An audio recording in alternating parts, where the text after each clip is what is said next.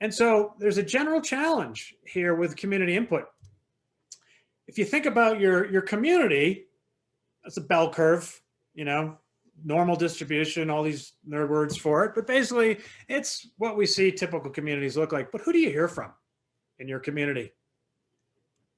Do you hear from the big fat regular middle? Or do you usually hear from the haters on something?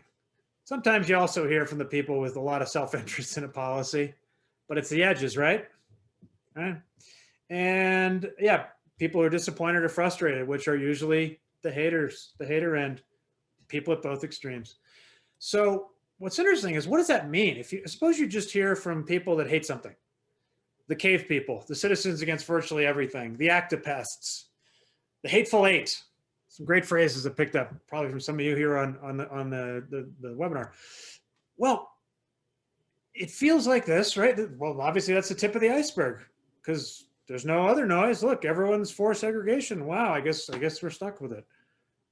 Yeah, but couldn't it also be this? They are the outliers. You've now heard from 100% of all the people that hate it, and 99.9% of your community is great. Well, it's reality is it definitely always feels like this, like, oh God, everyone's yelling at us. How do we make it go away? Oh no.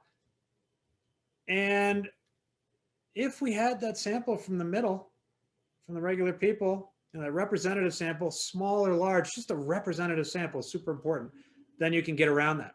And I'll show you some examples of that in a little bit. Because we have some data on, you know, where we've been able to measure that perception, and how do we ask the right questions? We'll cover that at the end for sure. So how does that perception compare with representative reality, the times that we've been able to actually measure it, like see what there's one perception and another? Well, one is there was a city that they had to cut back on their parks. We're getting nothing but complaints. Everyone hates our parks. And it turns out that a representative sample, they were hearing from all of these people. These 0.3% of people that hated the parks were all they were hearing from. Everyone else actually loved the parks. They got a 4.0 out of 5. And morale changed overnight, of course. But without that data, what are they supposed to think? That's, you know, complaints are great. Complaint is a gift. But if all you get is complaints, you know, in our heads, we're not wired to think of it that way. There's another one with sex ed curriculum. This is one I was really interesting. So, you know, the haters and the graders both show up. And they did an online survey. And of course, it gets shared, you know, gets taken and shared by the people at the extremes. Same dynamics as a meeting or anything else. And so they're left thinking, well, gosh, people really love this or hate this. Sex ed curriculum, hot topic, right? And it turns out that when you actually get the regular representative parents, there's about 90% support for each thing, pretty tightly bundled, around 85 to 90%. So the decision becomes a lot easier.